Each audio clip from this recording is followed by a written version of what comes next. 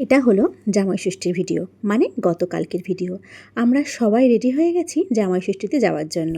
তোমাদের সবাইকে জানাই জামাই ষষ্ঠীর অনেক অনেক শুভেচ্ছা।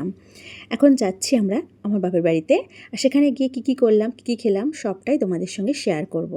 পৌঁছে গেছি বাপের বাড়ির একদম দোরগোড়ায়, আর হাতে আমার একটা গাছ দেখতে পাচ্ছ, এটা আমি আমার মায়ের জন্য নিয়ে যাচ্ছি। আর আমার বাপের বাড়িতে ঢোকার মুখেই একটা লেবু গাছ আছে। কী পরিমাণে লেবু হয়েছিল সেটাই আমি দেখতে দেখতে ঢুকছিলাম। তারপরেই মা বলল, খুকি ফল কাট। নানা রকমের ফল সব কেটে সবাইকে প্লেটে সাজিয়ে সাজিয়ে দিচ্ছিলাম। ভীষণ ভালো লাগে এই দিনটা। আর এবছরই একটু কিন্তু গরমটা কম ছিল, কারণ আগের দিনে খুব বৃষ্টি হয়েছিল, তার জন্যই কিন্তু জামাইষষ্ঠীর ওয়েদারটা খুবই ভালো ছিল আর ভীষণ ভালোও লাগছিল। আর আমরা জামাইষষ্ঠীতে গেলে আমরা সবাই যাই, আমার ছেলে মেয়ে হাজব্যান্ড সবাই যায়, আর সবাই মিলে এরকমভাবে আমরা ফল খেতে বসে পড়ি।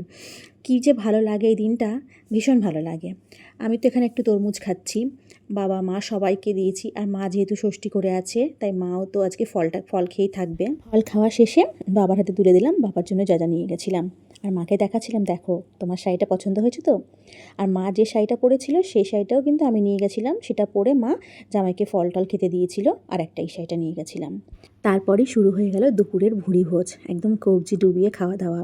মা কত কিছুই না রান্না করেছে, পোস্ত দিয়ে আলু ভাজা, পটল ভাজা, মাছের মাথা দিয়ে ডাল, চিংড়ি মাছের মালাইকারি, সর্ষে ইলিশ, খাসির মাংস, স্যালাড, মিষ্টি, দই, কত কিছুই।